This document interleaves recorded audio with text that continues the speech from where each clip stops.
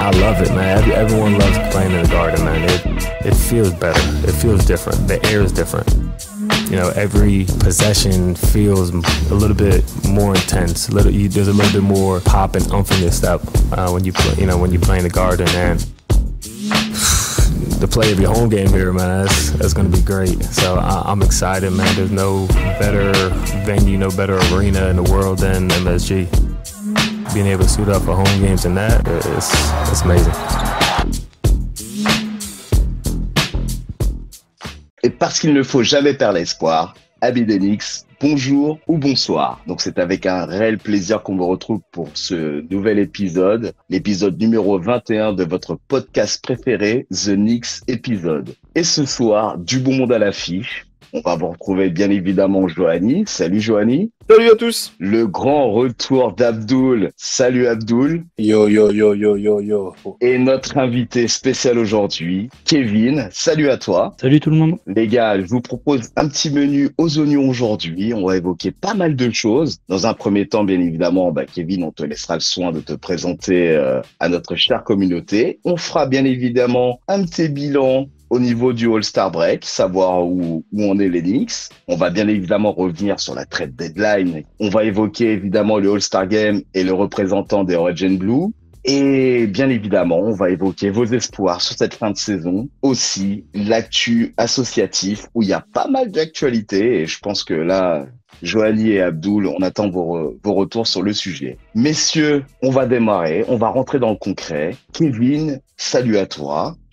C'est la première fois que tu enregistres avec nous. Kevin, est-ce que tu pourrais un petit peu te présenter au sein de la communauté, nous dire ton parcours qui a fait que tu es devenu un fanatique des New York Knicks, et puis quel est le chemin qui t'a fait venir au sein de la KNF, et qu'est-ce que tu fais actuellement au sein de cette association? Kevin, je te laisse te présenter. Ok, bonjour tout le monde, moi c'est Kevin, 37 ans. Je suis tombé amoureux des Knicks avec l'upset de 99, comme beaucoup de monde. Sacré souvenir, ça. Ouais, sacré souvenir. À partir de ce moment-là, j'ai gardé une affection particulière en fait pour l'équipe des Knicks, et depuis lors je la suis en fait chaque saison. La première fois que j'ai découvert l'association de la KNF, c'est dès sa création en fait. J'avais pris une adhésion là dès la première saison en fait. J'avais trouvé le concept vraiment intéressant. Ah, c'est sympa, t'es un ancien aussi, t'es un ancien adhérent. Un adhérent de la première heure.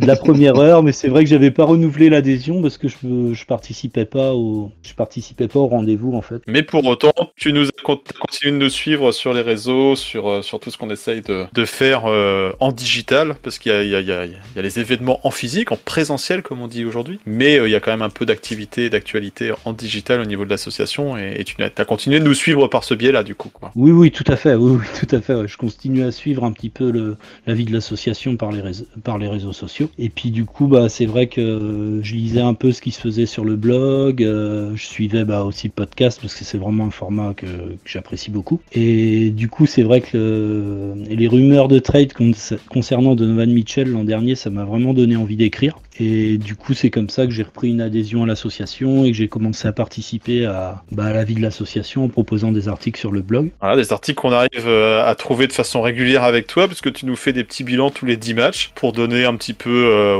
les résultats, les tendances des joueurs et les tendances collectives, et puis aussi ton avis, ta perception. Et donc on te remercie déjà sur cette saison parce que tu as eu pas mal de publications, des publications qui sont appréciées, et une plume qui est de plus en plus à l'aise sur cette écriture et toujours appréciable à lire. Donc ça c'est sympa, et c'est Kevin donc qui se cache derrière cette plume qu'on a aujourd'hui sur le podcast. Donc ça c'est cool. Cool. Ça fait plaisir de t'avoir. Alors pour rappel, évidemment, vous pouvez retrouver ces articles-là sur knicksnationfrance.com. Donc n'hésitez pas à y aller.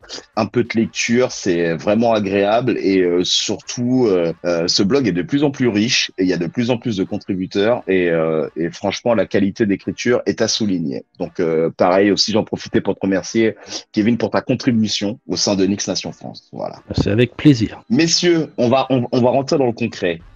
Pour vous poser un petit peu le cadre, donc à l'heure où on enregistre, on est en plein All-Star Break. Les Knicks sont à 33 victoires et 27 défaites, 6e à l'Est. Au-delà de toute espérance, bien évidemment. La trade deadline est passée par là. Les gars, je vais en profiter pour faire un petit tour de table pour savoir déjà qu'est-ce que vous en pensez en fait de ce bilan des Knicks à l'heure du All-Star Break. Je vais pas me la péter. Je vais pas faire le mec qui bombe le torse, qui fait le malin. Mais j'avais tout vu. Moi, j'ai dit au dernier podcast que j'ai enregistré, j'ai dit quelque chose que tu as bien mémorisé, donc je ne vais pas revenir dessus. Tout ce que je peux dire aujourd'hui, c'est que nous sommes 6e. Donc je sais avec grande satisfaction que j'allume ma télé chaque soir pour regarder les matchs, ou en tout cas le matin pour regarder les résultats. All-Star Break, pour moi, je m'en délecte. J'attends avec impatience la reprise, parce qu'en plus, j'ai encore plus d'espoir avec le petit renfort qu'on a eu là. Josh Hart. Voilà, et là, du coup, je me sens encore le vent en poupe, quoi. Donc voilà, j'avais de l'espoir au tout début de la saison, parce que j'avais vraiment une bonne vision de l'équipe, et pour moi, elle était solide, malgré les mauvaises paroles que j'ai pu dire sur Julius Randle. sur Julius. Malgré tout, voilà, l'équipe elle est là, elle est solide, elle tient dans ses bottes. On a aussi un peu de chance, il faut pas se leurrer. Avec ce qui se passe du côté derrière le pont, c'est tout bénef pour nous. Donc c'est à nous d'en profiter maintenant, quoi. Et je pense honnêtement que l'équipe peut faire les playoffs. Je pense qu'elle peut le faire. Il faut juste qu'ils aient le cœur maintenant. Ils ont le courage. Il manquait un petit peu d'assurance. Et là, du coup, je pense qu'il a la confiance là qui commence à revenir dans la tête des joueurs, et c'est jouable. Faut juste que le staff ne joue pas les cons, qu'il nous vire pas n'importe qui, que le coach continue d'avoir confiance en son équipe, et voilà. Et je pense qu'on aura quelque chose de solide là pour la fin de saison, et on va tous se donner rendez-vous pour les playoffs bientôt. Moi, l'objectif dès le départ, je l'ai dit, il faut éviter les play-in, et les play-in, on va les éviter, quoi.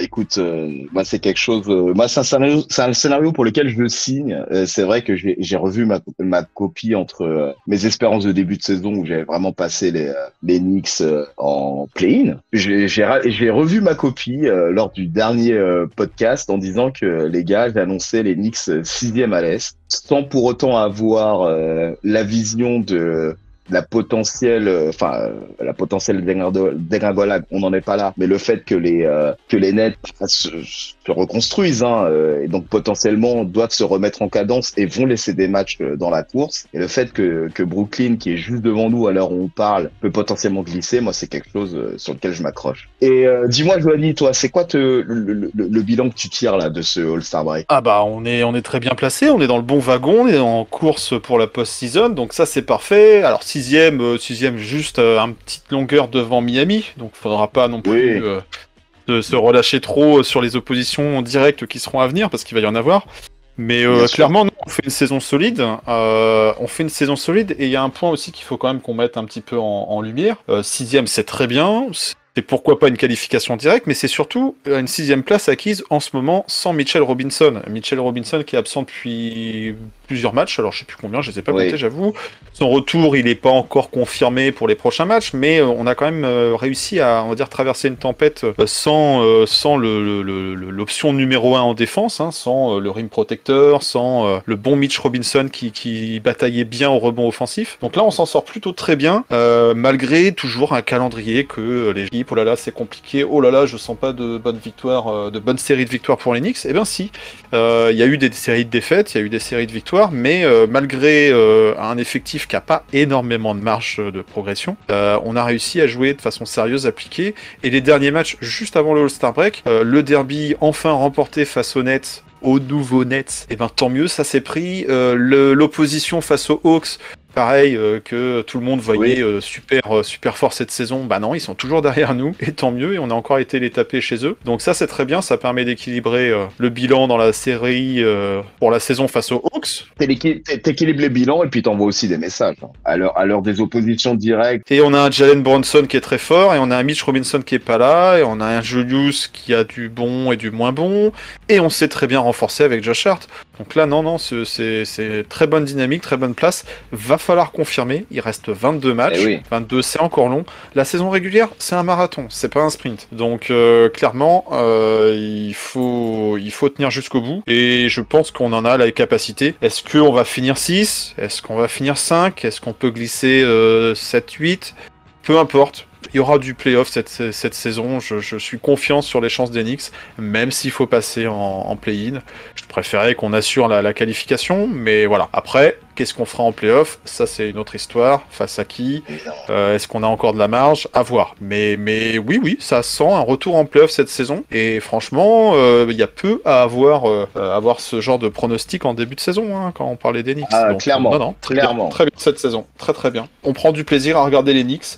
En live, au Garden, à l'extérieur, à la télé, c'est bien, c'est une très très bonne saison. Et Kevin, toi du coup, alors toi qui nous fais des bilans tous les 10 matchs, je pense que tu dois avoir un point de vue bien aiguisé sur la chose. Qu'est-ce que t'en penses toi de ce bilan à l'arrivée du All-Star Break ? Je rejoins complètement vos avis, puis notamment ce qu'a dit Giovanni. C'est vrai qu'en début de saison, les voir en play-in, déjà, je pense que c'était un espoir qu'on avait. Là, actuellement, on est 6e. Je pense qu'on peut légitimement espérer être directement qualifié en play-off. Donc c'est vraiment super. En plus, on retrouve vraiment une équipe qui a une âme un peu similaire à la première année de Thibodeau, là, la saison 2020. Ah oui, ouais.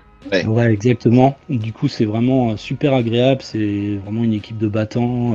Après, dans le jeu, il y a toujours des critiques qu'on peut avoir, mais en tout cas, ce qui est sûr, c'est qu'ils se battent tout le temps. Il y a peu de matchs où on prend vraiment des blowouts. Il y en a eu un peu en début de saison, mais généralement, c'est plutôt accroché. C'est une équipe de battants, sympa à suivre. Bon, je suis super optimiste aussi pour la suite, parce que entre le retour programmé de Mitchell Robinson et l'arrivée de Josh Hart, je pense qu'on a vraiment une équipe qui peut prétendre à se qualifier directement en play-off. C'est marrant le parallèle que tu as fait avec l'année du We Here, là, l'année où les Knicks retournent en play-off. Alors c'était une année particulière parce que Covid, des salles vides. Certaines personnes émettaient notamment le fait que les Knicks avaient surperformé parce qu'il n'y avait pas de public et tout. Bah non, la preuve, maintenant il y a du public et on a réussi à retrouver, on va dire, un jeu qui est plus ou moins au même niveau, même si on était peut-être plus défensif et là on est plus offensif cette saison. Mais voilà, on retrouve, on va dire, les Knicks à peu près à ce niveau de compétitivité dans la conférence Est et ça c'est très intéressant. Je me rappelle pas par contre si dans l'année du We Here, on avait des rotations raccourcies aussi vite dans la saison. Je sais plus, j'ai pas fait le check. Ce qui avait un petit peu changé la donne dans la rotation, c'était l'arrivée de Derrick Rose quand même. Hein, donc, l'arrivée d'Derrick Rose au mois de janvier, qui a apporté un impact positif, et notamment sur le poste de 6e homme et sur la seconde unit en fait. Hein. Donc ça a provoqué un playoff push, ça a mis la confiance aussi à nos jeunes, et je pense qu'il y a eu une osmose qui a été trouvée et qui a fait que cette équipe a pu vraiment garder ce régime jusqu'à la fin de la saison. Ce que tu soulèves,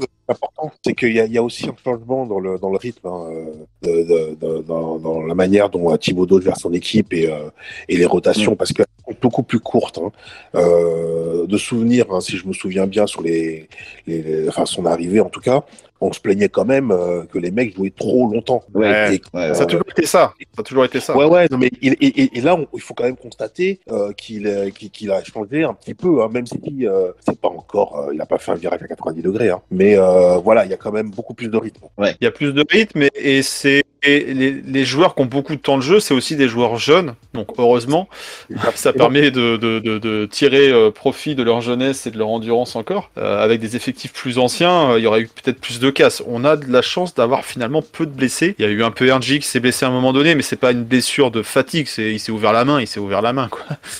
Ça, que t'aies 10 minutes de temps de jeu ou 45, voilà, c'est un fait de jeu qui fait qu'il est blessé. Mais autrement, Julius, Jalen Brunson. Alors Jalen Brunson, il y a eu des inquiétudes, mais finalement, voilà, on a des gars plutôt endurants hein, sur la saison, sur la durée de match, donc c'est solide, Ouais, et puis d'un point de vue personnel, Jalen Brunson, pour moi, dépasse toutes les attentes. C'est incroyable qu'il reste encore à ce niveau-là. En termes de régularité, tu vois, on parle pas de coup d'éclat, là. On parle vraiment de quelqu'un qui, on va l'évoquer tout à l'heure, mais pour moi, était un candidat tout à fait crédible à l'heure de chercher un peu du bench au niveau du All-Star Game, tu vois. Et non, c'est quelqu'un pour moi qui a vraiment dépassé toutes les attentes à son poste. Et le deuxième point que je voulais souligner aussi, c'est les ajustements de Thibodeau. On sentait qu'il se cherchait en fait en ce début de saison. On n'était pas non plus à la rue en termes termes de classement, mais il y avait des résultats qui Il a nous eu chaud aux échappaient fesses, hein. encore. Il a eu chaud aux fesses. Ouais, il a eu chaud aux fesses. Ouais. Je sais qu'on l'a évoqué sur le. Il y a 2 épisodes, ouais. Il y a 2 épisodes. Voilà, tout à fait. Où en fait, on se disait, qu'est-ce qu'on attendait au niveau de cette trade deadline? Et on parlait des sièges chauds. Je sais pas si tu t'en rappelles, Joanie. Les Sûr. mecs étaient assis sur quelque chose de brûlant. Et ouais, notre coach était dans cette liste-là. Et en fait, c'était pour lui, cette saison est vraiment la saison charnière. Est-ce qu'on va continuer avec lui ou pas, en fait? Et je trouve que là, ce virage est plutôt bien négocié. Le bilan parle pour lui. Je pense que la manière dont la trade deadline a été gérée, a mis les éléments en place pour qu'il puisse vraiment aller au bout de ses idées. Moi, je suis plutôt rassuré sur ses choix. Je sais pas ce qu'il en est pour vous, mais tu vois, j'ai pas l'impression que l'on va foncer dans un mur, en fait. Je trouve que tout est plutôt bien géré, aussi bien les ajustements du temps de jeu de Grimes, vraiment des jeunes qu'on en a sous le coude. Voilà, les cartes ont été redistribuées de manière très pragmatique, et moi, ces choix me rassure en fait sur la direction que prend cette équipe pour la fin de saison. Je sais pas ce que vous en pensez. Bah clairement, le coach a été dans la tempête, et on a dit il a eu chaud aux fesses, mais voilà, en début Bien de sûr. saison, quand il y a des matchs de perdus de façon, dans la méthode, dans la manière en plus qui était pas bonne, voilà, on s'est dit si il enchaîne les défaites, ça pourrait sauter, ça pourrait être le fusible qui saute et un assistant qui vient le remplacer, et voilà, fin de l'histoire pour Thibodeau. Finalement, dans la tempête, il a tenu la barre et l'équipe a commencé à gagner. Il a fait des choix forts, il a mis des joueurs au placard, malheureusement c'est comme ça, mais il les a mis au placard pour faire place à des jeunes et pour rapporter de la défense, et ça a payé, donc du coup il en est ressorti avec une certaine forme d'ajustement, d'adaptation à la situation, peut-être contraint, est-ce qu'il aurait pas dû faire ses choix plus tôt dans la saison? Oui, possible, mais c'est pas non plus, voilà, il a voulu remettre un modèle en faisant confiance à certains joueurs, Evan, Derrick Rose, et puis finalement c'est les petits jeunes qui ont gagné la place, et ça lui a donné raison. Donc là, non, c'est effectivement, si la saison est une réussite aussi, si on retrouve une légitimité, si on retrouve un côté l'équipe qui compte, pas forcément l'équipe qui va jouer le titre, on n'en est pas là dans la construction de l'équipe, clairement pas, mais on devient une équipe sérieuse, on devient une équipe assez constante.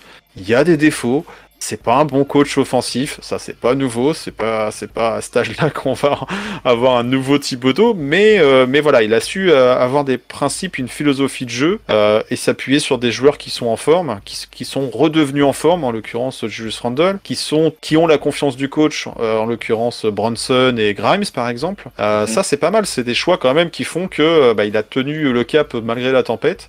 Et si les Knicks finissent bien la saison, il en sera aussi d'une certaine façon un grand artisan.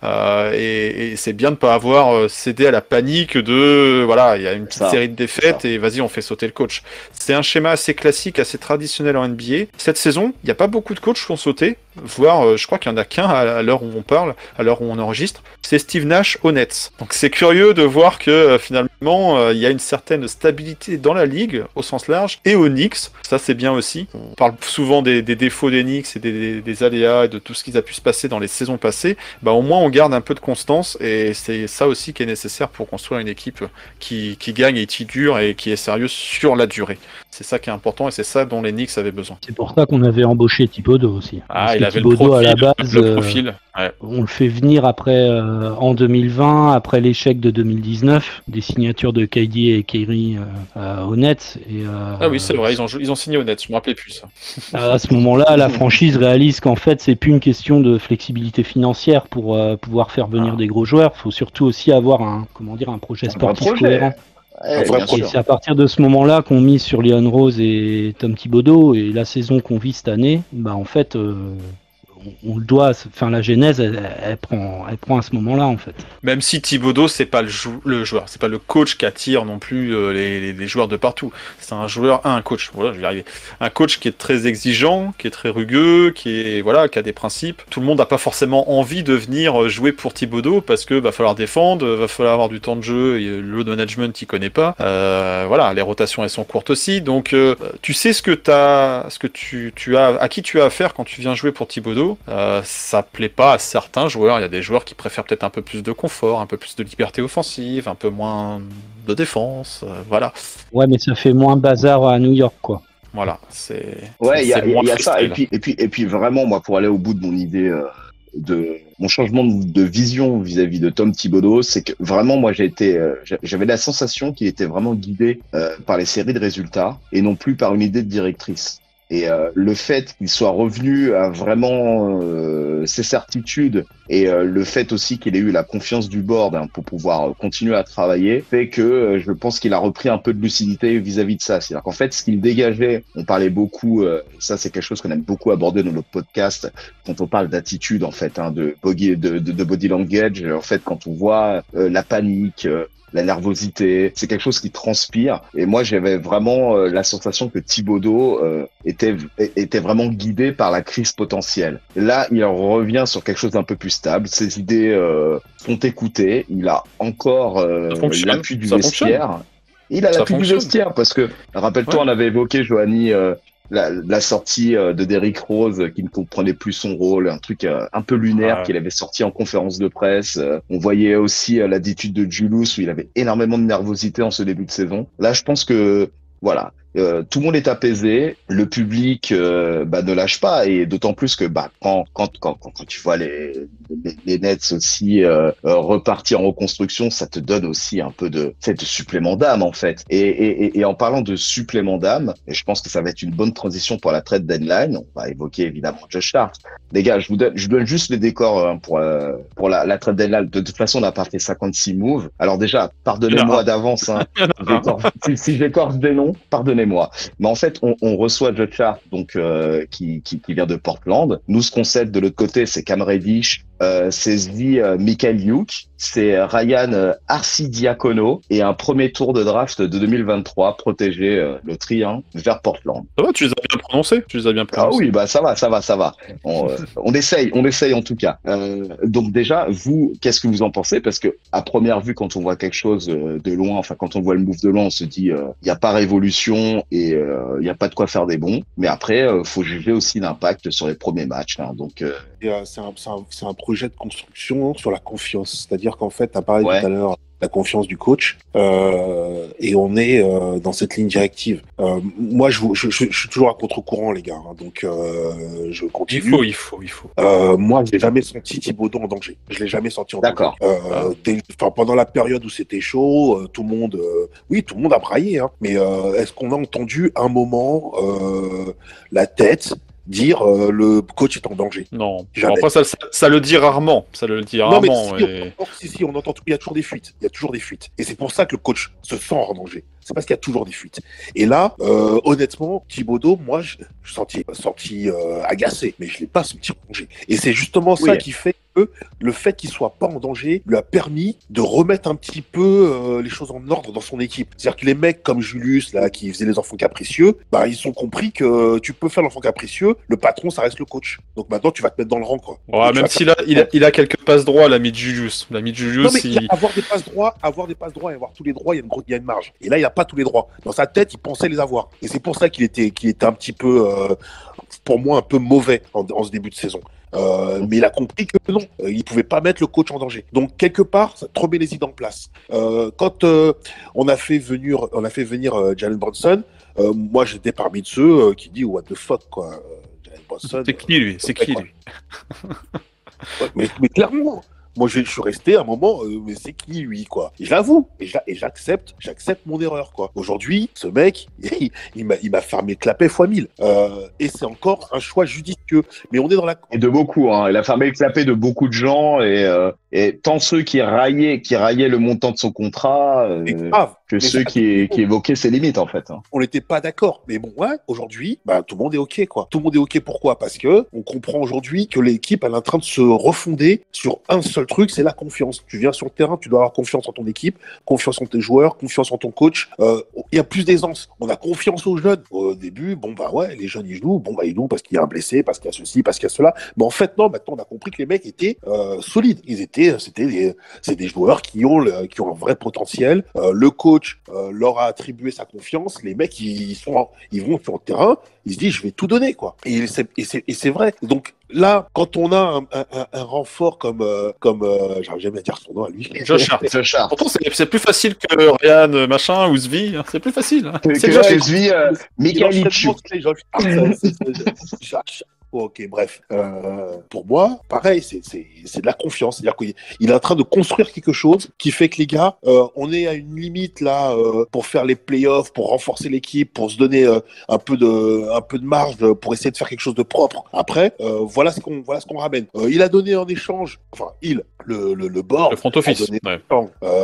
des joueurs qui ne jouaient pas. On ne peut regretter éventuellement Cam pour certains, mais pour être très honnête, il l'exploitait plus comme il fallait. Non, mais je pense que c'est du gagnant-gagnant hein, pour le fait d'avoir lâché Cam Reddish. On est Ouais. gagnant à 100%, parce que là, il va faire potentiellement jouer un gars qui, en plus, est super pote et c'est le binôme de sa star du moment. Ah bah c'est Villanova. On a tous vu sur le net la réaction de Jalen Brunson quand il a pris la signature de Josh Hart, quoi. Ça fait l'objet d'un mème, Johanny. Bah oui, carrément. Et tu parlais de confiance. Ça va dans le sens de rajouter de la confiance. Le mec, il arrive, il connaît certains joueurs parce qu'il a joué avec Brunson. Donc ouais, forcément, ça aide à l'adaptation, ça renforce la confiance de Brunson parce qu'il se retrouve avec un teammate qu'il apprécie. Et puis c'est pas du fake, hein, c'est pas le mec qui avait fait ouais cool, on l'a vu sur la réaction lorsqu'il apprend le trade. Le gars, il était heureux, quoi. Énorme, Donc c'est la bonne histoire, la good story de cette trade deadline. Et finalement, bah oui, Cam Reddish, c'était un dossier épineux, c'était un truc, pourquoi est-ce qu'il joue pas? Il y avait d'autres dossiers qui n'ont pas été traités à cette trade deadline. Ça sera sûrement traité l'été prochain, chaque chose en son temps. Je pense. Mais voilà, non, ça a été bien réglé. Et oui, la rotation, c'est pas... Elle a pas augmenté, hein. On joue toujours à 9 joueurs. C'est Miles McBride qui en subit les conséquences de l'arrivée de Josh Hart. Indirectement, encore plus Evan Fournier, puisqu'il joue sur le même poste. Et quand on voit la production du gars sur ses 3 premiers matchs, notamment dans le derby là, face aux Nets, où il va finir à 27 points, avec Bronson à 40, bon bah voilà, super quoi. Enfin le groupe vit bien, les résultats sont là, individuellement et collectivement. Donc, elle laisse dans son rôle de 6e homme, et puis ça met du boost aussi à notre bench, parce que c'est vrai qu'on a pointé du doigt un petit peu quand on était évidemment sur les côtes de Tom Thibodeau et de la gestion des rotations. On pointait un petit peu du doigt notre seconde unit qui n'avait plus du tout le même impact qu'il avait eu quand il y avait le Weir, tu vois. Bah écoute, je trouve que Josh Hart, ce qu'il apporte au niveau du banc, alors c'est que 3 matchs les gars, tu vois, on va pas non plus oui, c'est un bon début, c'est un bon début. Mais la manière dont ça clique, franchement, c'est juste impressionnant. L'énergie qu'il apporte, c'est des discussions qu'on avait eues aussi sur le supplément d'âme, sur l'expression des joueurs, l'expression des émotions. Josh Hart, il est totalement Garden compatible, quoi. Le gars, il communique avec le public, il apporte et tu vois, il apporte cette énergie, c'est fou, quoi. Et pourtant, il porte le numéro 3, qui est un numéro particulier, hein, Sacrilège. Il coche toutes les cases du chouchou, hein.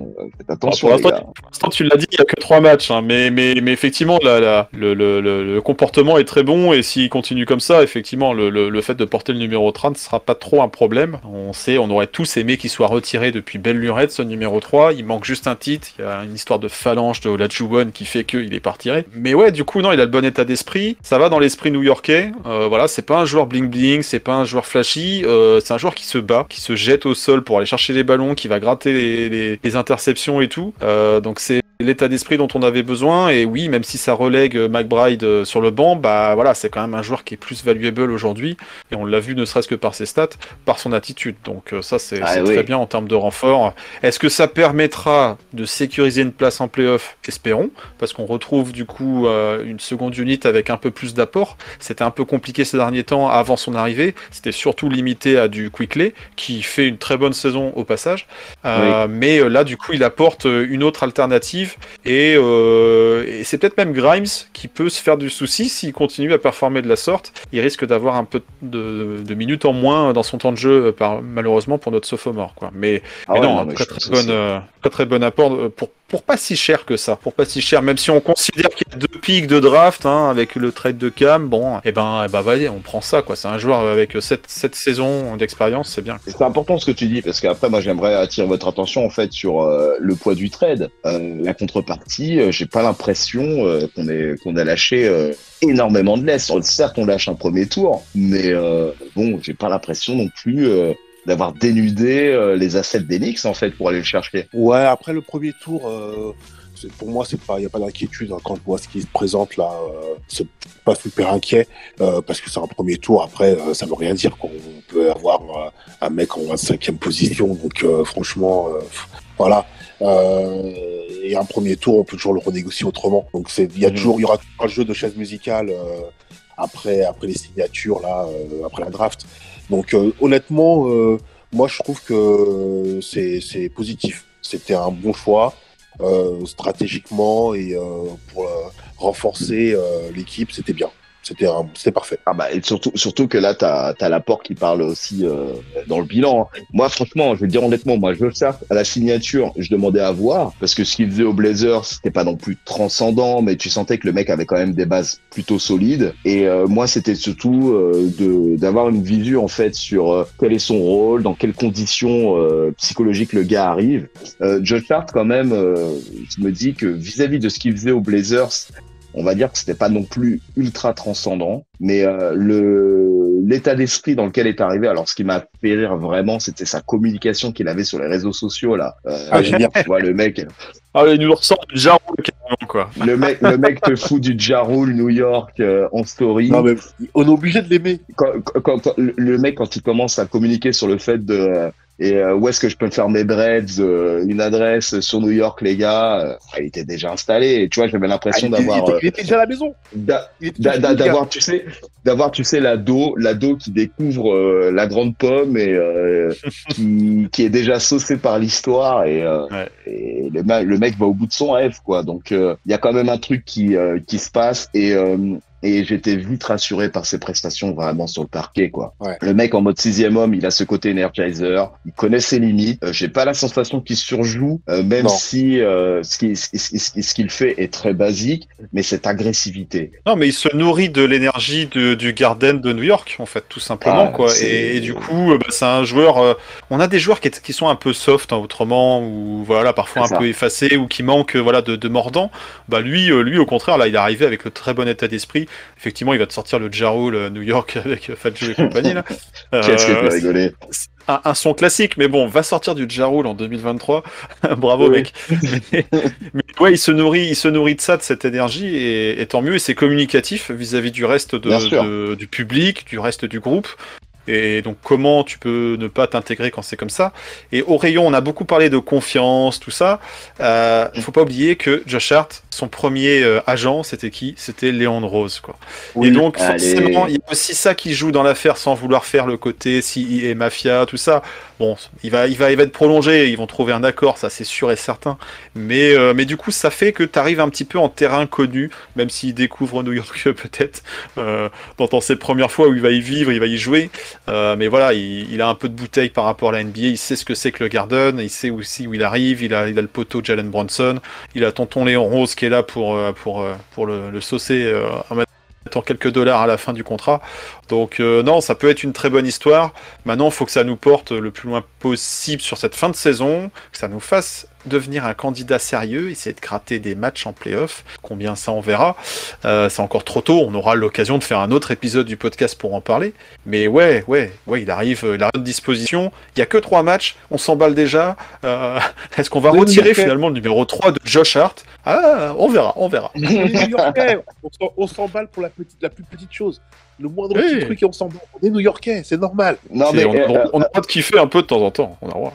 Tu vois, Kevin, tout à l'heure, t'évoquais à juste titre le parallèle du parcours de Thibodeau et de l'équipe dans la phase Weir et le playoff run qu'on a pu obtenir, ce fameux quatrième strapontin.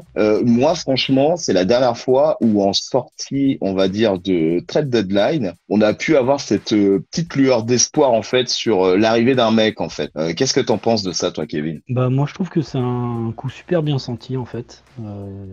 J'avoue j'ai été très surpris sur le trade. Déjà à l'époque il y avait eu une des rumeurs un peu avant la trade deadline sur Josh Hart. Et visiblement Portland qui doit prolonger Jerian Grant je crois. Non, Jeremy Grant. Jeremy Grant, voilà. C'est un grand. Jerian, il voulait sans doute avoir plus de marge financière, donc c'est pour ça qu'on a réussi à trade pour lui. Je suppose que si on l'a fait venir, c'est qu'on doit avoir des garanties pour pouvoir le prolonger aussi. Donc je trouve que c'est vraiment très bien senti. En plus, c'est quelqu'un qui, partout où il est passé, a fait l'unanimité. Ces 4 années à Villanova, ça s'est super bien passé. Ça a vraiment été un joueur qui a marqué l'histoire de Villanova, en fait, en université. Quand il est arrivé aux Lakers, il a réussi à trouver une place dans le collectif. Ça s'est très bien passé. Il a fait partie du trade ensuite pour Anthony Davis. Et aux Pelicans, c'est là qu'il signe une extension de son contrat rookie et où il a un rôle plus qu'honnête, défenseur, enfin le même rôle finalement que celui qu'il a à New York là. Et après, à Portland, il est bon aussi, donc on le récupère. Moi, je trouve que c'est une super bonne pioche. On s'enflamme un peu, c'est sûr, l'échantillon de 3 matchs, c'est certes court, mais il y a des choses vraiment encourageantes. Et dans les choses encourageantes, je trouve, c'est la façon dont Thibodeau est en train d'aménager ses rotations. Certes, il n'y a que 3 matchs, mais j'ai trouvé ça intéressant de réduire un peu les minutes de Grimes, de réduire un peu les minutes de RJ Barrett aussi. Surtout en fin de match, ouais. Surtout en fin de match, en fait, ça t'offre une arme en plus qui est vraiment intéressante et qui te permet d'alléger un peu les temps de jeu. 5 minutes en moins par-ci, 5 minutes en moins par-là, mine de rien, ça permet à tout le monde de souffler un petit peu et puis d'avoir un mec vraiment fonctionnel qui est sur le terrain. Et en ce moment où on n'a pas Mitch Robinson et ça manque au rebond, Josh Hart il apporte justement cette présence au rebond. C'est un des meilleurs extérieurs NBA au rebond. C'est un des meilleurs extérieurs NBA au rebond. Il faudrait regarder ses moyennes, mais c'est vraiment un excellent rebondeur, quoi. Et je pense qu'aussi il faut pas perdre la vue à long terme. Ça nous offre mine de rien un 3&D supplémentaire. Et dans le cadre d'une opportunité à saisir sur le marché des transferts, mine de rien, s'il y a une équipe qui demande Grimes, on sait qu'on a Hart derrière qui peut compenser son dépôt. Donc je pense qu'il ne faut pas perdre aussi de vue la construction à long terme. Je pense que Leon Rose place ses pions gentiment pour pouvoir être efficace à long terme là-dessus sur la construction de l'équipe, quoi. Pour pouvoir manœuvrer cet été. Et c'est vrai que c'est une très bonne remarque parce que du coup Grimes il était ou pas dans les discussions pour Donovan Mitchell l'été dernier. Il avait déjà été demandé à la base par Atlanta quand il fallait récupérer Cam Reddish. Donc c'est un profil et qu'on a vu encore au All-Star Break qui sait se montrer, qui a des aptitudes, qui a un 3&D qui est très intéressant. Voilà, si on doit sacrifier, parce qu'à un moment donné, il faudra peut-être faire des sacrifices, il faudra se séparer de joueurs qu'on aimerait garder pour avoir autre chose de mieux, c'est bien d'avoir des pièces de rechange en fait. Bon. Et Josh Hart peut en être une. Alors s'il te plaît, Joanie, épargne-moi le débat d'RJ Barrett qui a fait grand bruit lors du dernier podcast quand on était parti en science-fiction pour l'été prochain. Mon Dieu, t'as raté quelque chose, c'était vraiment mémorable. Et je vous invite du coup je vous invite pour ceux qui découvrent le podcast, qui n'ont pas écouté en tout cas l'épisode précédent, allez-y, rien que pour ça vaut le crochet et ça a suscité énormément de débats. Mais là où on est dans la satisfaction de l'arrivée de Hart, et ce qui est très bien, qui est pas du tout dans le même rôle qu'un RJ Barrett, on n'attend pas la même chose des uns et des autres. Voilà, chaque joueur a un peu sa mission, sa place. C'est vrai qu'RJ, c'est toujours un peu compliqué sa situation, hein, pour faire très court. C'est toujours compliqué, donc ça suscite des questions à court et moyen terme. Et voilà, ces questions, elles se reposeront de toute façon, quoi. Ouais. Là, les 20 derniers matchs vont être capitaux pour son avenir, à mon sens. Hein. Il y a beaucoup de choses qui se jouent pour lui à ce moment-là, quoi. Les 20 derniers matchs et la série de playoffs qu'on aura. Je suis pas inquiet pour RJ, moi. Ouais. Pour moi, je vous ai parlé de confiance tout à l'heure et je pense qu'RJ il a toujours la confiance du coach. Et tant que Thibodeau sera là, il a rien à craindre. Moi, je suis pas inquiet pour RJ. Moi, ce qui m'emmerde, c'est sa constance. Et voilà. C'est ce qui fait grincer les dents. Hein. Mais c'est ce qui fait grincer les dents et c'est normal. À son niveau aujourd'hui, qu'on me parle, oui, les jeunes, non, t'es pas jeune, mon gars, t'as 3 ans de NBA, maintenant c'est bon, quoi. Tu dois performer tout le temps. Les seules fois où tu performes pas, t'es malade. Mais là, il fait des matchs. Avec un mot du médecin. Voilà. Non, mais ouais, mais bon, bref. Il se permet de nous faire des matchs où tu fais une mi-temps entière, t'as pas mis 2 points. Bah, le match contre les Nets, notamment, ce qui était un très bon match, et il faut garder la note positive du fait que ça a bien joué. Mais il y en a un qui est à contre-courant, c'est RG, il finit à 4 points. C'est moche, quoi. C'est absolument pas normal. C'est absolument pas normal. Surtout sur le niveau et les compétences qu'il a. Parce que c'est pas comme si c'était un joueur moyen. C'est un joueur qui a vraiment un potentiel d'être un leader. Et il refuse ce rôle. Il le refuse parce qu'il est peut-être timide, j'en sais rien, c'est son caractère, j'en sais rien. Mais il refuse ce rôle de leader. C'est les Canadiens. Les Canadiens, ouais, peut-être. Je trouve ta remarque judicieuse, mais quand tu me dis il refuse, moi je parlerais potentiellement de limite. Et c'est là où il y a deux points de vue, et c'est là où je me fais beaucoup d'amis en fait. Hein. Donc, je te parle de limite pas en termes de talent, hein. Je te parle de leadership. Oui, mais c'est ça. Tu vois ce que je veux dire? Quand je dis il refuse, c'est parce qu'il va pas le chercher, quoi. Voilà. C'est pas un leader. Alors que c'est là qu'on l'attend, et c'est ça qu'il a pas compris. On n'attend pas, on veut pas. Personne n'a envie d'être derrière Julius. Personne. Le mec, il est là, il fait ce qu'il peut. Il a eu le vent en poupe à un moment, il en joue très bien, mais personne n'a envie d'être derrière lui. On veut que RJ soit le meneur de cette équipe, la tête.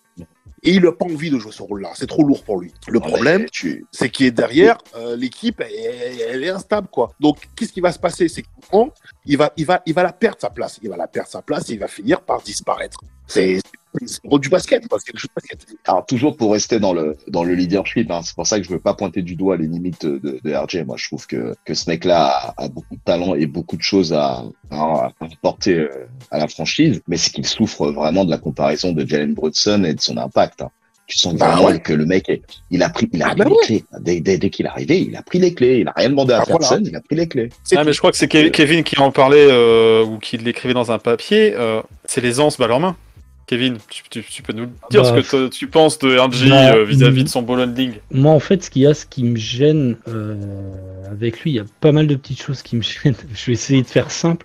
Le truc, c'est qu'on l'a quand même présenté comme un initiateur en attaque. Les qualités premières des initiateurs en NBA, c'est l'aisance balle en main et la capacité à pull-up. Et ces deux choses-là, je suis navré, il les a pas. Il y a plein d'autres choses qu'il a dans son jeu, mais il n'y a pas les qualités principales d'un initiateur principal ou secondaire en NBA. Et moi, je pense que c'est vraiment une question de rôle. Moi, j'aurais tendance à moins lui mettre le ballon dans les mains quand même. Parce que plus le laisser en finition, quoi. Ouais, plus en finition. Quand il y a dans l'attraper jouer, il est super fort. Dès qu'il y a un décalage de fait, attraper et jouer après un décalage, il est super fort, hyper fort les défenses, il va au bout, nickel. Mais dès qu'il faut jouer un 1-1 en phase arrêtée sur jeu posé, c'est plus compliqué pour lui. Et je trouve vraiment qu'il est très limité dans les balle en main. Très limité. D'ailleurs, ça faisait partie des critiques qu'il avait en pré-draft en 2019. Ouais. Voilà. Autant sur le tir, je suis pas trop gêné parce que ça faisait partie du pari. Quand tu peux sélectionner ce joueur-là, tu savais qu'il y avait potentiellement le risque qu'il développe pas son tir. Donc, qu'il soit en délicatesse avec ça, à la limite, pourquoi pas. Mais derrière, moi, les balle en main, ça me gêne vraiment, en fait, par rapport au rôle qu'il a. S'il jouait off-ball, ça me gênerait beaucoup moins. Il y a aussi le côté, est-ce qu'il évolue à son poste? Est-ce que c'est un 2? Est-ce que c'est un 3? Il y a toujours, c'est un swingman, hein. C'est un swingman. Pour moi, il doit être titulaire en 2, très clairement, parce que l'avantage de taille qu'il a, est très impactante sur le côté défensif, et ce qui fait que, entre guillemets, alors je vais être cru, hein, mais il s'est un petit peu sauvé son cul. Les limites qu'il pouvait trouver sur certains soirs en termes de réussite, il les compensait vraiment sur le côté défensif, en fait. Hein. On l'a souvent mis au casse-pipe sur le scoreur extérieur adverse. Je précise. Et je trouve que, non, pour moi, il a fait de la compensation, mais il manque ce petit déclic, quoi, et qu'on attend depuis 3 piges maintenant. C'est le déclic pour moi, c'est la constance dans les résultats. Pardon, il y a l'épisode de cet été qui est un peu compliqué peut-être pour lui. Il a essayé de faire bonne figure en disant c'est pas grave, ça fait partie de la NBA et tout, mais les rumeurs où ça l'envoyait contre Donovan Mitchell à Utah, bah, ça doit trotter dans ta tête, ça te met une certaine forme de pression. Il faut qu'il montre que lui aussi, il peut scorer, il peut produire, parce qu'à côté, tu as cette saison deux bons gauchers, Bronson et Randle, et donc il essaye de se mettre à niveau, et du coup, c'est forcé tout ça, quoi. Et ça, plus la situation de cet été, ça aspire pas à la grande confiance chez RJ cette saison tout de même. Même si le coach continue de lui donner ses minutes. C'est un gars qui a toujours joué avec la balle dans les mains. Si vous regardez l'époque de Duke, il a la balle dans les mains. Avec l'équipe du Canada en U19, là, quand il roule sur le Team USA, il a la balle en main. Et là, il se retrouve à jouer avec Randle, qui est un joueur qui a beaucoup de ballons en main, énormément, et Jalen Brunson aussi, quoi. Et les deux utilisent mieux la balle que lui, quoi qu'on en dise. C'est peut-être une question de confiance, peut-être qu'il n'est pas assez en confiance pour performer, je veux bien l'entendre, mais sur le terrain... Pour moi, Julius, il l'utilise pas mieux que lui. Julius, il s'impose. Plus efficace. Il est plus efficace. Il est plus efficace. Je trouve qu'il y a beaucoup de pertes. Oui, il s'impose plus. Si on regarde des stats, Julius, il y a quand même beaucoup de pertes en termes de perte de ballon, il y a beaucoup de pertes. Oui, je suis d'accord avec toi, Abdoul. Sa gestion des prises à deux, c'est cata, Julius. Il perd énormément de ballons, je suis d'accord avec toi, mais je pense je le trouve plus efficace qu'RJ. Il force peut-être plus autant les tirs qu'RJ, mais il les met. Il force plus, mais il les met, tu vois. C'est là où RJ est faible. Parce que la réalité, c'est quoi? C'est que le comportement de Julius, c'est ce qu'on attend d'RJ. C'est ça qu'on attend de lui. C'est-à-dire que le mec, il se dit écoutez, moi, je le veux, je le prends et je vais en faire ce que je veux. Et le mec, non, il y a deux gars qui ont un caractère plus fort que lui et il leur laisse le ballon. Mais à un moment, c'est toi qui dois être là, c'est toi qui dois être présent, qui dois marquer ton potentiel. T'as parlé tout à l'heure du danger du trade de cet été, quelque part, ça doit au niveau un peu d'orgueil, quoi. T'arrives, s'il faut que tu travailles ton shoot toutes les nuits pour être le meilleur shooter, tu travailles ton shoot toutes les nuits. J'ai envie de te dire, pour te rejoindre, Abdoul, sur l'évocation justement des rumeurs de trade qui auraient pu avoir un impact sur son jeu. Ouais, je l'entends, mais à partir du moment où tu démarres la saison avec quand même des certitudes, t'as un board qui, malgré tout, te fait confiance. Son contrat, il a été revu.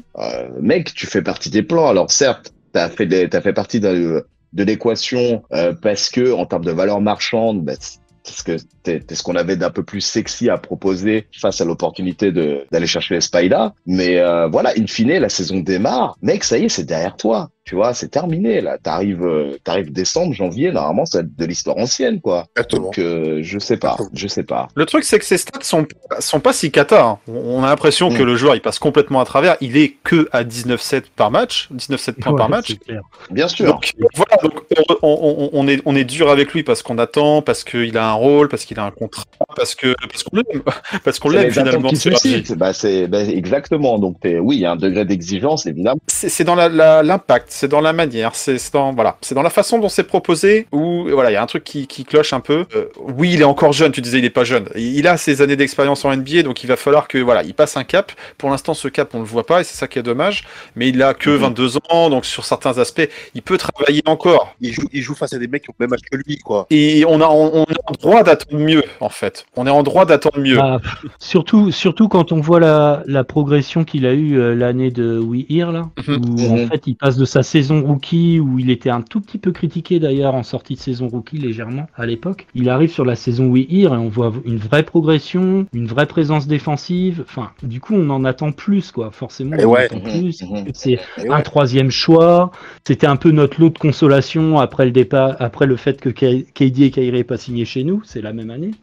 Donc, mine de rien, on en attend beaucoup. Je pense que c'est pour ça qu'on a un regard un peu sévère le concernant, quoi, parce qu'il était vraiment annoncé comme une star, quoi. Ce qui est d'autant plus dommage, c'est que tu parviens quand même à avoir des résultats là.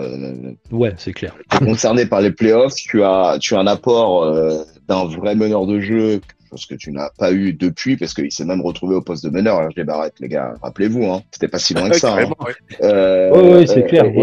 là, putain, là, t'as une colonne vertébrale qui se dessine. T'as du mal à trouver ton positionnement dans l'équation, alors que là, tout est réuni pour que t'aies moins de pression sur tes épaules, pour qu'on soit moins dépendant de ton scoring. Mais par contre, on attend beaucoup plus d'efficacité dans ce que tu apportes sur le terrain. Donc, c'est pour ça que vraiment que je suis vraiment très exigeant avec lui, tu vois. Donc, voilà. Et je reste quand même ce sentiment que si RG parvient à trouver cette régularité dans les performances, là, on est réellement un candidat crédible au playoff. Je ne parlerai plus au conditionnel, tu vois. Donc, parce qu'on aurait vraiment trois menaces constantes, en fait, sur 5. Un truc super positif aussi, je trouve, avec RJ, c'est quand même on lui a laissé le temps. Comme Mitchell Robinson, on lui laisse le temps. Ouais. Et ça, quand même, c'est un peu nouveau chez nous. Et je pense qu'il faut s'en réjouir, quoi. Il faut vraiment s'en réjouir qu'on laisse le temps à un jeune comme ça de se développer, quoi. Totalement. Non, c'est parce qu'il a un vrai potentiel, il a vraiment quelque chose à donner. Je pense que le coach essaie de trouver tous les moyens pour appuyer sur le bon bouton et que la machine ronronne et que ça tourne à fond tout le temps. Une fois qu'il l'aura trouvé, ça va aller, quoi. Je pense qu'ils doivent se parler beaucoup, ils doivent communiquer énormément. Je suis persuadé que le coach aura envie de voir un RJ au top à chaque match. Maintenant, la réalité, c'est que le mec, il a pas la tête à ça, quoi. Et pourtant, c'est mon chouchou, hein. C'est lui que je voulais. C'est lui que je voulais dès le départ. En tout cas, les gars, il n'a pas fait partie du casting du All-Star Game. On a eu quelques représentants côté Knicks. On a eu Julius Randle qui était au concours à 3 points. Franchement, j'étais un peu surpris quand j'ai vu la news. Il a remplacé une défection. De c'était qui, Anthony Simons. Donc comme ils lui ont demandé, il a dit bah ouais. Tu vois, bonne poire. Il était dans le coin, donc il s'est rendu disponible. Préférez voir un Quentin Grimes à ce concours de 3 points où je pense qu'il a plus d'aptitude, il a plus le geste, c'est plus une gâchette, il dégaine assez vite. Julius Randle, c'est pareil, je me suis dit bon, c'est cool, il y a un X, ça me fera l'occasion de regarder le concours à 3 points et de supporter au moins un mec. Mais franchement, je mettrais pas ma maison à parier sur une victoire de Randle. J'aurais préféré voir un Grimes. Grimes, c'est plus un shooter. Je pense que c'est plus un mec fait pour ce genre d'exercice que Julius, quoi. C'est ça. Pour compléter le casting, on a eu pour le Rising Star, on a eu Grimes, Quentin Grimes. Au concours de dunk, on a eu Jericho Sims. Donc on s'est dit why not, hein. Moi, franchement, ça dénotait pas de l'exercice. Ouais, les big men, c'est jamais folichon au concours de dunk, que ce soit Grimes, Sims ou d'autres.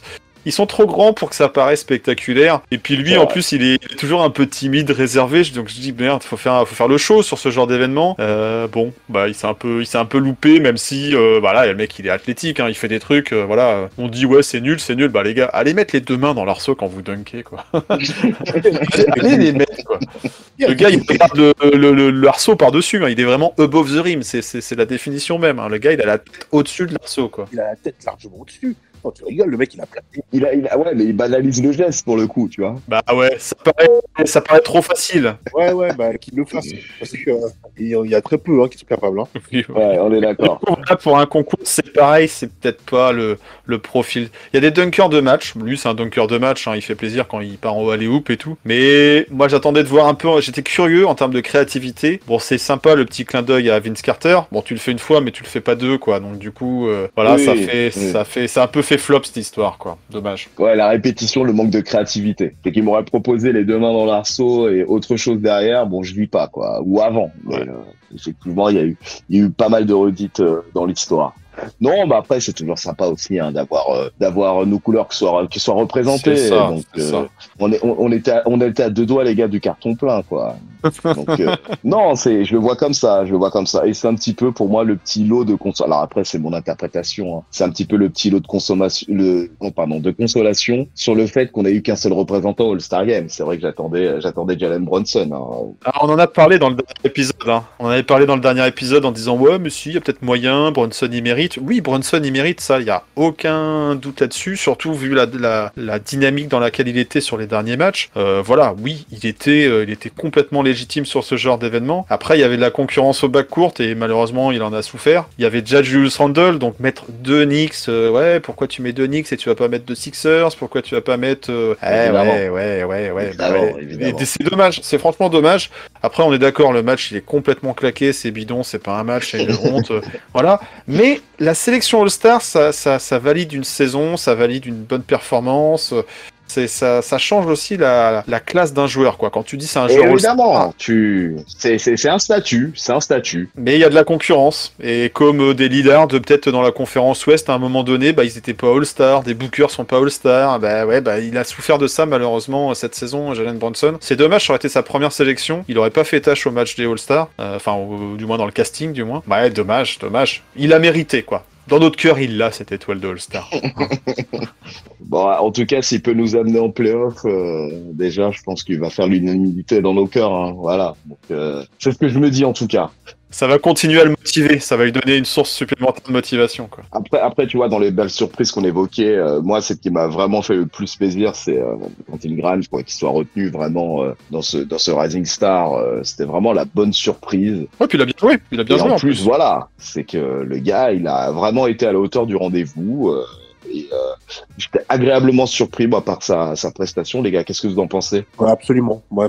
Au-delà du fait que le Rising Star, le match des Rising Star était quand même bien plus intéressant que le match. Oh oui.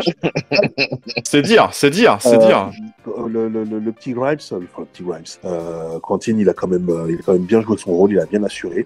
Il a prouvé que c'était un très bon choix et que il avait sa place, quoi. C'est un rookie qui, en saison régulière, est déjà performant. Donc, aucun doute, hein. Le choix était correct. Dans ce match, avec des jeunes, qu'il est l'un des meilleurs. Voilà, parfait pour nous les Knicks. Ouais, top. Et puis, belle publicité, je trouve. Ouais. Donc, comme quoi, voilà. Au Knicks, on arrive à développer des jeunes. On arrive à drafter pas trop mal en ayant des pics plutôt bas, quoi. Donc, il y a des choses qui changent à New York. Ouais, nos jeunes ont du talent. Il y a du Jericho Sims qui, par défaut, prend du temps de jeu.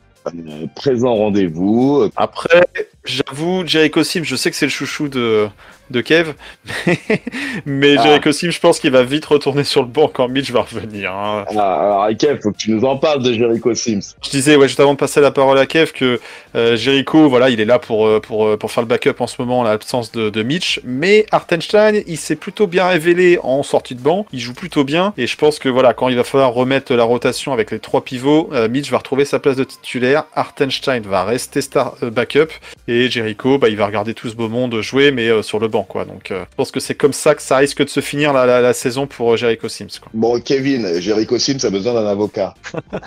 Non, je peux pas dire que ce soit mon chouchou en tant que tel, c'est juste que je crois vraiment à son potentiel de poste 5 capable de switcher sur les arrières, en fait. C'est vraiment, je trouve que c'est une caractéristique de son jeu qui est vraiment ultra intéressante. Il peut descendre très bas sur ses appuis et défendre sur des arrières, en fait. Quand tu as besoin de switcher au dernier moment sur des possessions, c'est des profils qui sont relativement rares. Après, c'est vrai que là, les 10 derniers matchs, il est ultra inconstant. Et quand il est inconstant comme ça, c'est vraiment compliqué de lui filer des minutes, quoi. Ça, j'en ai pleinement conscience, mais je crois en son potentiel quand même. Potentiel. Et pour le All-Star, juste pour ajouter un mot, moi, j'ai rien regardé du tout. J'avoue que j'y arrive plus trop à regarder ça. Mais juste pour Jalen Brunson, il faut se souvenir que Lillard et Booker, pendant des années, ont subi la concurrence super rude qu'il y avait à l'Ouest sur les postes arrière. Et ils ont attendu un petit paquet de temps avant d'être All-Star. Donc je pense que Jalen Brunson est dans une situation un peu similaire. Il y a beaucoup de concurrence sur les postes arrière et il n'est pas retenu comme finalement James Harden non plus n'est pas retenu alors qu'il fait une très bonne saison également. Ouais, exactement, ouais. Tout à fait. Faut pas voir mal, faut pas voir ça en mal en fait. Mais t'as raison. Non, bien sûr. Et puis déjà, le fait qu'il soit impactant, on a quand même le résultat global de l'équipe qui parle en sa faveur en termes d'impact. Et moi je pense que par contre, à contrario, ça peut être un candidat au MIP tout à fait crédible, à l'image de Julius Randle en fait. Dans le oui, en fait. Voilà. Exactement. On retombe exactement sur les parallèles du début de podcast. MIP mériterait, mais c'est vrai qu'il y a Tyrese Haliburton quand même cette année qui a. Ouais, bien sûr. Markkanen aussi. Markkanen aussi. Et Markkanen est exceptionnel. Oh là là. Et des mecs qui, eux, ont récupéré une étoile de All-Star, donc ça va être compliqué. Est-ce que ça sera un lot de compensation, de consolation, pardon? Ah, mais si on finit cinquième, pourquoi pas? Écoute, regarde, tu me tends une perche, mais tellement parfaite, on est dans les 6. Messieurs, maintenant, on a évoqué le point sur le bilan au All-Star Break, on a évoqué le All-Star Game qu'on a plus ou moins regardé, on est tous d'accord sur le sujet, et je vais pas tirer sur l'ambulance. Maintenant, les gars, on se voit comment là pour cette fin de saison? On a eu quelques pistes, mais moi j'aimerais avoir des avis un peu plus tranchés sur le sujet. Abdoul, toi qui a ton marabout qui est très efficace, et qu'on a salué d'ailleurs lors du podcast précédent. Alors, un jour, il va falloir qu'on l'invite, ton marabout, d'ailleurs. Hein. Il va falloir qu'il vienne sur le podcast. Il travaille en backstage. Le mec, il se met pas sous les feux de la rampe. Par contre, il va falloir banquer à la fin de la saison. Je pense que les cotisations vont devoir augmenter. Je suis désolé. Non, il faut mieux en parler maintenant. Mais plus sérieusement, moi, je reste positif. Et là, je suis encore plus chaud qu'en début de saison. Je disais, j'espérais les playoffs directs. Donc là, je suis toujours dans l'espoir de les avoir puisqu'on est 6e. Et à mon avis, on va tout faire pour accrocher cette 6e place au minimum. Donc, je pense qu'on peut terminer 5e ou 4e. On peut le faire. Oh là là, il a cité 4e, les mecs. Moi, j'enregistre. Attention. Plus ça va, plus on monte. Non, mais attendez. Sérieusement, je le note tout de suite. On va en reparler dans les prochains jours. Mais là, on va tout suivre avec attention la reprise et puis les prochains matchs. Comme on l'a dit, il y aura une vingtaine de matchs. Ça va très très vite. Et là, pour moi, honnêtement, on peut accrocher 5e et 4e place. Maintenant, une 6e place de consolation, on assure les playoffs, c'est très bien. Et une fois les playoffs atteints, le premier tour, on passe, sans aucun problème. Je ne dis pas le deuxième, tout va dépendre sur qui on va tomber, tout va dépendre de comment ça va se passer dans la tête des gars, mais le premier tour, je suis quasiment assuré qu'on le passe. Oh là là, alors attention, quelle ambition. Mais j'ai tout noté, hein, Abdoul, sache-le, j'ai tout noté. Bah, remarque, la saison dernière, Jalen Brunson, il fait passer un tour aux Mavs, hein, donc... Ça commence à trouver un petit alignement forcé. Pourquoi? Enfin, forcé, ouais. Non. On parle de fait. Joanie, toi, tu vois comment toi, c'est quoi Et voilà, ce que je disais, c'est un marathon, donc il va falloir pas se blesser, il va falloir continuer sur cette belle dynamique. Le calendrier, il est toujours compliqué, mais il est compliqué aussi pour les adversaires. Il y aura des blessures, il y aura des trucs, donc faut pas avoir peur de l'opposition à venir. Après, les playoffs, oui, j'ai envie et j'espère qu'on va les accrocher. Je sais pas à quelle place. L'opposition va être importante parce qu'il y a des équipes qui nous dominent largement. On n'a pas le talent pour rivaliser avec certaines équipes. Je pense aux Bucks, je pense aux Celtics. Il faut s'engager. Non, mais je développe le propos. Après, il y a des oppositions qui nous ont mieux réussi dans la saison, qui peut-être laissent présager, pourquoi pas, de passer un tour. Passer un tour, ça veut dire gagner 4 matchs quand même, c'est pas rien. Si on arrive à gagner 1 ou 2 matchs de playoff, moi je serais très content de cette saison. Et après, en gagnant 2, tu peux, pourquoi pas, prendre une série, parce que finalement, t'as inversé la dynamique, t'as chopé un match à l'extérieur quand t'as débuté avec le désavantage du terrain, pour le coup. Donc, moi, j'aimerais bien plutôt tomber face à des Cavs, à une équipe de Cleveland. C'est pas évident face à un Donovan Mitchell, mais je pense qu'on aurait plus des chances face à ce genre d'équipe. Philadelphie, c'est compliqué, Philadelphie. Donc, voilà, le top 3, c'est pour compliqué. Moi, il est vraiment au-dessus, le top 3. Sur 7 matchs potentiels, c'est vraiment au-dessus. Effectivement, il faudrait monter jusqu'à la 5e place. Ça va être chaud de monter jusqu'à la 5e place. Après, ou alors que les Cavs glissent en 3e devant les Sixers ou un truc comme ça.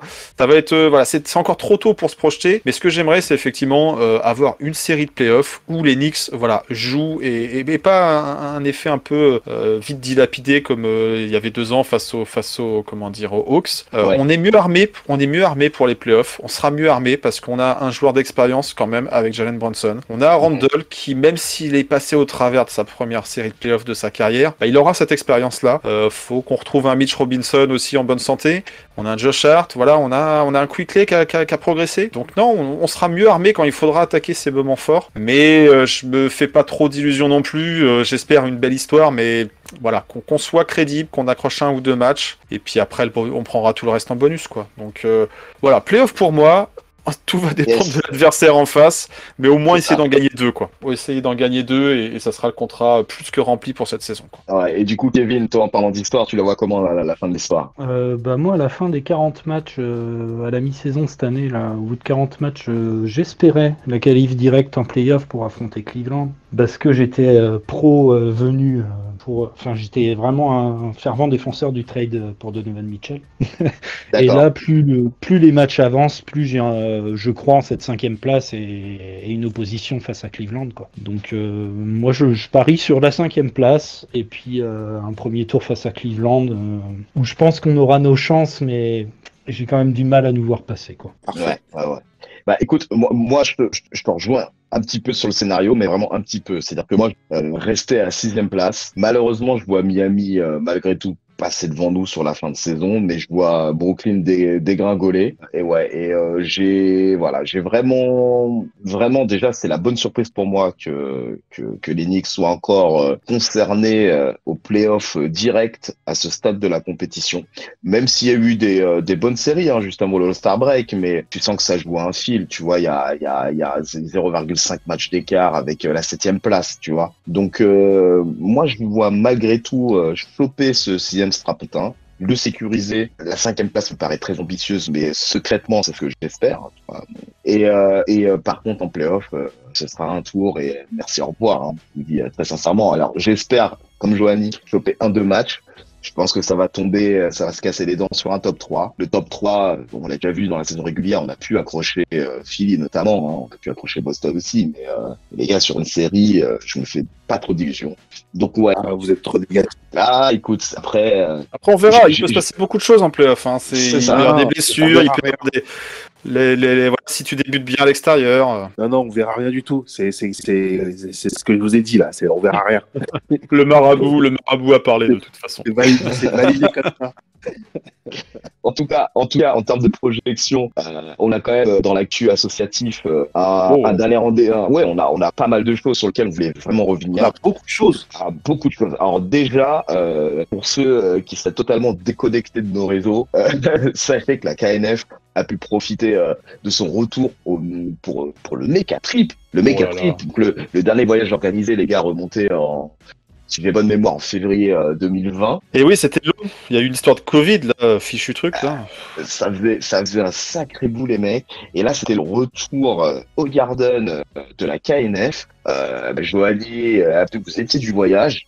Moi, personnellement, ce que je vous disais, c'est que j'ai eu des retours très positifs sur ce séjour. Et moi, j'aimerais un petit peu que vous partagiez un petit peu vos sentiments sur cette reprise d'activité qui reste bien évidemment l'événement majeur, hein, de tout ce que l'on propose en termes associatifs. Les gars, le retour au Garden avec une victoire, quand même, très important. Oui. Euh, Bon, une défaite Joanie- importante aussi, mais oui, mais moi, voilà, ça fait partie de la loi du sport. le verre à moitié plein, le verre à moitié plein. Allez, Ouais, vos, ouais. vos sensations, est-ce que vous avez récupéré vos repères? Voilà, tout s'est bien passé comme si vous étiez venu la veille. Comment vous avez senti, vous, ce voyage? Les petites pantoufles tranquilles, non, parfait, le paquet de chips, très très bien, comme chez nous, quoi. Non, mais Alors, forcément, c'est un retour qu'on attendait, parce que il y a eu ce Covid, là, qui a cassé les pieds à tout le monde et tout, et on pouvait pas revenir plus tôt. Donc ça y est, c'était enfin en 2023 ce retour au Madison Square Garden. Puis bah, l'équipe joue bien, donc forcément, t'es encore plus dans le kiff quand t'as l'équipe qui joue bien. On avait deux très belles affiches, Miami Heat pour commencer et Los Angeles Clippers pour finir sur KNF Mecha Trip. T'as dit c'est l'événement majeur, bah ouais, c'est l'événement majeur, mais cette année c'est les événements majeurs, parce qu'il y a un autre voyage qui arrive très vite, on va en parler juste après. Mais ouais, retour au Madison Square Garden, bah ça fait toujours le même effet. Ça fait plusieurs années, je vais pas faire le mec qui flex, mais ça fait plusieurs fois que j'y vais, et à chaque fois quand tu rentres, bah t'as le même effet, t'as les yeux, voilà, qui écarquillent, les étoiles dans les yeux, et la salle elle paraît toujours super belle, et elle est super belle, et elle est encore plus belle quand l'équipe joue bien, quand le public vibre avec. Et on a vraiment vécu deux super matchs. Donc ça, c'était top. Une fan expérience au top. Même si j'étais lamentable au lancer franc, c'est pas grave. Aïe. C'est pas Aïe, grave, aïe, aïe. c'est quand même un souvenir. Mon premier airball au Madison Square Garden, c'est honteux, mais j'assume. Et après, qui de mieux, je pense, pour parler de ce que c'est qu'un méca trip, que quelqu'un qui l'a vécu aussi. Alors, Abdoul, tu l'as vécu, mais nous, on va dire, on est des anciens, donc peut-être que ça fait plus tout à fait le même effet. Par contre, là, sur le podcast, on a Kevin qui a découvert le Madison Square Garden pour la toute première fois. Et toi, quel effet ça t'a fait? Tu peux nous raconter un peu la première fois quand t'es rentré là dans le Garden, quand t'as vu le parc, ça? C'est la séquence émotion, toi. Ouais, cette fois, j'avoue, j'ai versé ma petite larme en rentrant. Et c'est quand j'ai vu le plafond, en fait, ça m'a fait vraiment, ça m'a retransposé 99, je sais pas, je devais avoir 13-14 ans quand je regardais les finales NBA face aux Spurs, quoi. C'est vrai que l'architecture du plafond est vraiment très spécifique, quoi. Le fait de rentrer, là, d'avoir la vue tout de suite sur le plafond, puis on redescend, enfin on monte, on voit le plafond, et après en descendant, t'as le parquet, c'était chouette de vivre ça, quoi. Surtout en tant que fan des Knicks. La fan expérience, c'était cool aussi, quoi, les shot-around, les voir un peu dans leur routine, là, c'était cool. En plus, on était juste à côté, du coup, tu vois plein d'anciens joueurs aussi, que tu as vu quand tu étais gamin, qui sont assistants maintenant, les Caron Butler, les Malik Allen. Il y avait même le père d'Isaiah Hartenstein qui avait joué en Allemagne à l'époque, qui était sur le bord du terrain. Donc ça, c'est vraiment excellent, quoi. Tu revois ça, tu dis, ah ouais, dis donc, il a pris du poids comme moi, c'est bien, je suis pas tout seul. Ouais, c'est ça. et puis 2 matchs super, quoi. Miami, c'était un joli match. On a vu un excellent match d'RJ Barrett contre Miami. Il y en a dans la saison, il y en a quand même. Il y a quand même d'excellents matchs. Donc là, il en avait fait un très bon contre Miami. Et le match face aux Clippers, c'était... Enfin, c'est une défaite, d'accord, mais quel match, quoi. C'était vraiment top de chez top, quoi. Il était sensationnel, ce match. Ah ouais, il était fantastique. On a vibré. On a crié, c'était génial. On a chanté, on a dansé, mais on n'a pas gagné. On n'a pas gagné. Et ça ne s'invente pas. C'était quand même la date du French Heritage pour le coup. Donc ça a ajouté un peu à l'atmosphère ambiante, quoi. C'était vraiment quelque chose de sensationnel. Et puis finir en plus ce match-là en mettant ses pieds sur le parquet et en ayant le privilège de shooter un petit lancer France, c'est top, quoi. C'était vraiment génial. J'ai mis du temps à redescendre. Une bonne semaine quand je suis rentré avant de redescendre. Il y a toujours l'effet où on réalise pas qu'on y était, qu'on l'a vécu et tout. Alors la vidéo officielle du voyage arrive très prochainement. Hein. C'est en cours de travail chez moi, bref. donc ça, ouais, c'était vraiment sensationnel. Et puis on a rencontré des fans new-yorkais. On a passé de bons moments aussi avec tout le groupe. On a eu aussi une visite avec Fresh Air, Emric Parker, avec un expatrié que vous connaissez sûrement, qui est présent sur Instagram et qu'on salue au passage, où on a pu aller dans les installations des Gauchos. Pour ceux qui connaissent un peu. Donc voilà, on a vraiment vécu un méca trip très très complet, plein, avec un bon groupe. Et on a même eu une petite, Vosh bombe juste avant de partir, où on apprenait le trade de Kyrie Irving pour les Mavs. Donc non, c'était parfait. C'était parfait. Il a fait un peu froid. Les températures étaient un peu frisquettes. Mais on va se remettre bien en mars, là, dans quelques jours.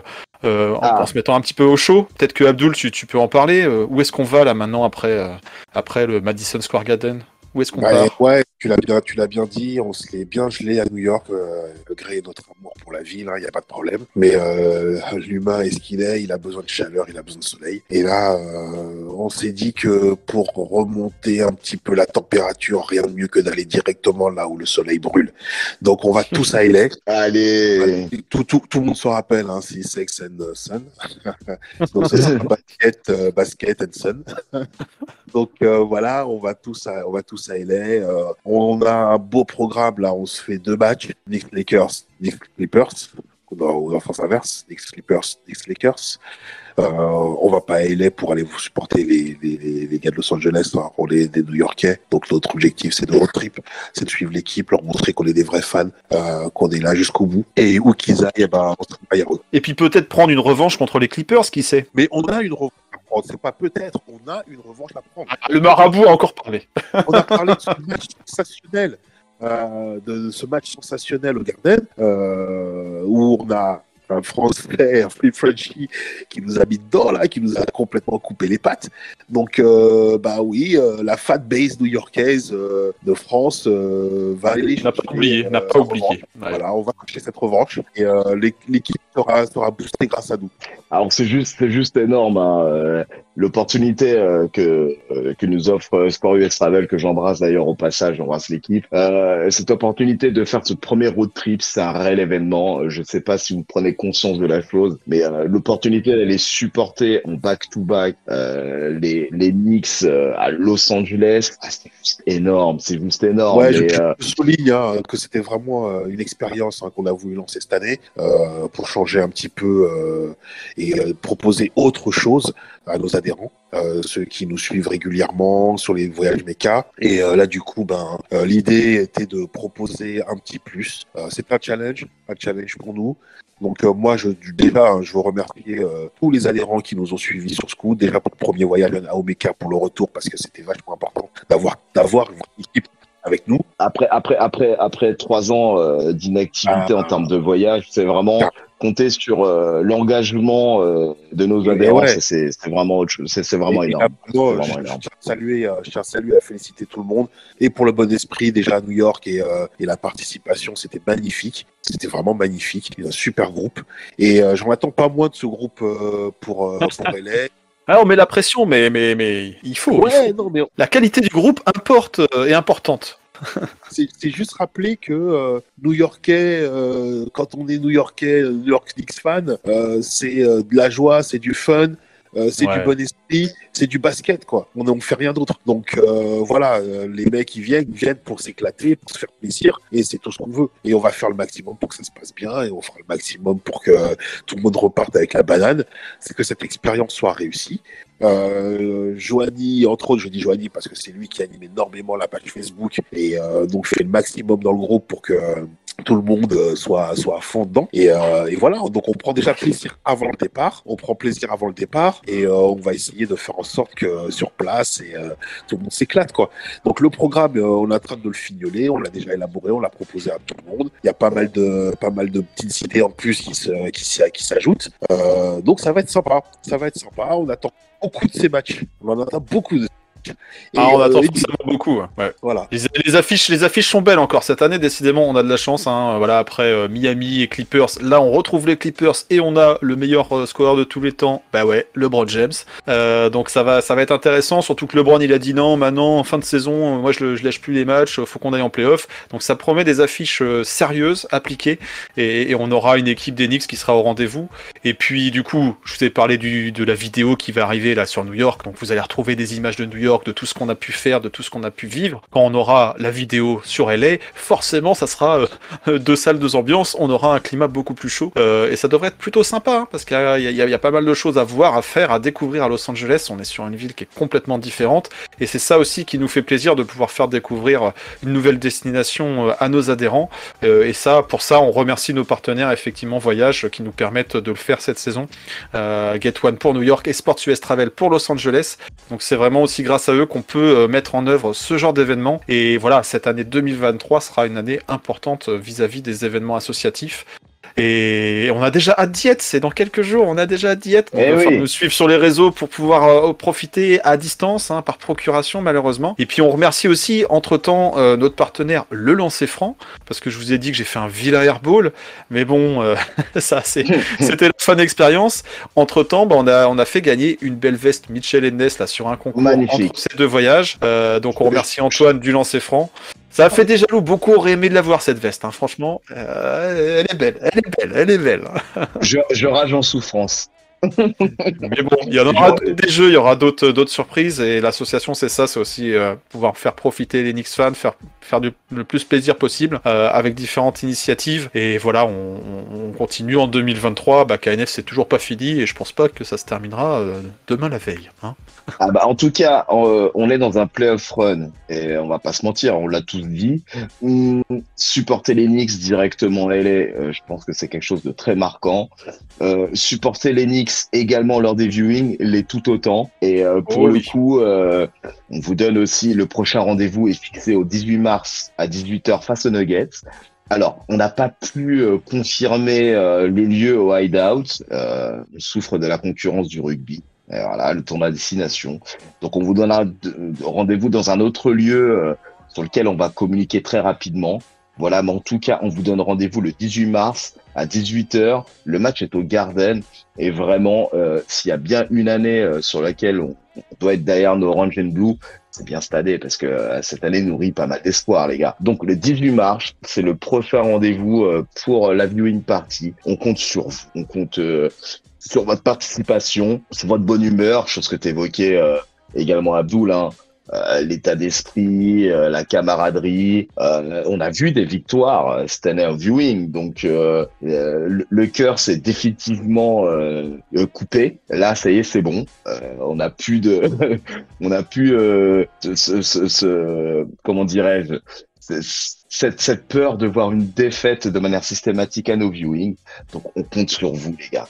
Voilà. Donc voilà pour l'actu associatif. Encore une fois, je tenais vraiment à vous remercier pour votre participation. Vous êtes de plus en plus nombreux sur Twitter, sur Instagram, sur Facebook, sur notre blog, sur YouTube également, Avenix Week.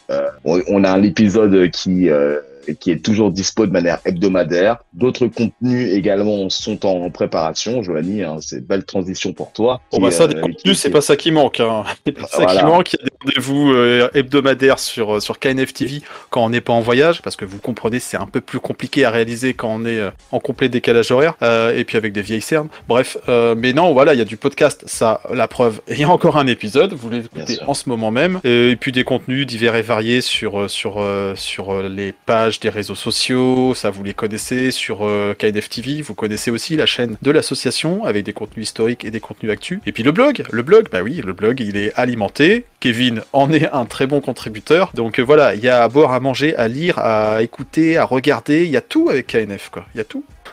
En tout cas, un grand merci à tous. Messieurs, on va s'en garder sous le coude. Il y en a qui vont préparer leurs valises pour voilà. Je tenais vraiment à vous remercier. J'ai vraiment pris plaisir sur ce podcast. Maintenant, il est temps de faire quand même un dernier tour de table. Kevin, un petit dernier mot quand même pour ta première expérience sur cet épisode de The Knicks épisode. Eh ben, merci beaucoup. C'était super. J'ai pris beaucoup de plaisir aussi à participer à ce podcast. En plus, c'est un format que j'adore. De tout ce que vous proposez, c'est vraiment le format que je préfère. Donc c'était super cool d'y participer. Merci à vous aussi pour votre engagement, pour faire vivre cet assaut-là, pour permettre aussi aux fans comme moi ou d'autres de voyager et puis d'aller voir les Knicks en direct. C'est vraiment super. Et puis je voulais faire juste un petit coucou à l'équipe de rédaction du blog, Showbix et compagnie. Voilà, c'est tout. Qu'on embrasse d'ailleurs, Shkoubik, je ne sais pas s'il a eu sa gratex avec le président sur le fait qu'il soit chroniqueur répétitif sur notre chaîne YouTube. On l'embrasse, notre chroniqueur, on l'embrasse. Et, évidemment, j'ai vu la tête aussi de Will Ourson que j'embrasse au passage aussi, hein, bien évidemment. Abdoul, pour ton retour sur le podcast, ton petit mot. Ouais, je sais que je vous ai manqué la dernière fois, donc je mettais un point d'honneur à être présent avec vous ce soir. En tout cas pour ce podcast. Ouais, j'ai bien sûr toujours un grand plaisir de pouvoir partager tous ensemble. C'est toujours mieux de se parler, de rigoler et de parler de l'actu. On en parle, nous, dans nos différents réseaux sociaux, via Insta, via Facebook, via Twitter, via la chaîne YouTube. On fait le maximum. Mais c'est un moment, c'est un format, comme l'a dit Kevin, qui est quand même très riche. On en parle comme on peut, avec nos connaissances, notre passion. Et voilà, c'est toujours un plaisir, c'est toujours fun. Donc voilà, je kiffe toujours et j'ai hâte d'attendre le prochain podcast où on va parler de nos Knicks en playoff. Voilà. Joanie, ton petit mot. Le prochain épisode, il viendra après le retour de LA et juste avant ces playoffs. Donc forcément, on attend ce printemps avec impatience. Sortir de l'hiver, mais on va bien sortir de l'hiver, donc ça va être cool.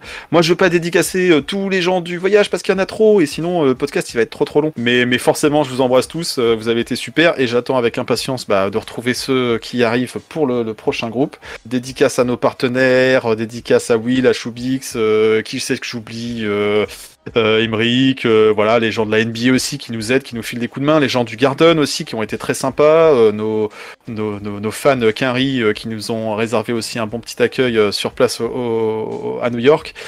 Voilà, donc plein de belles choses, plein de bonne confiance, de bonnes vibes pour cette fin de saison. Les Knicks sont de retour. Ouais, c'est Amaris Stoudemire qui le disait, mais là, je crois que cette saison, il n'y a plus aucun doute, les Knicks sont bien de retour. C'est une équipe sur laquelle il faut compter. On va compter. On n'est pas des experts spécialement, mais on est des passionnés. Et ouais, cette équipe, elle nous donne raison de continuer à être passionnés. Écoutez, en tout cas, moi, j'ai 2 mots. C'est We are back et We are here. J'espère que cette saison va être le condensé de ces 2 formules-là.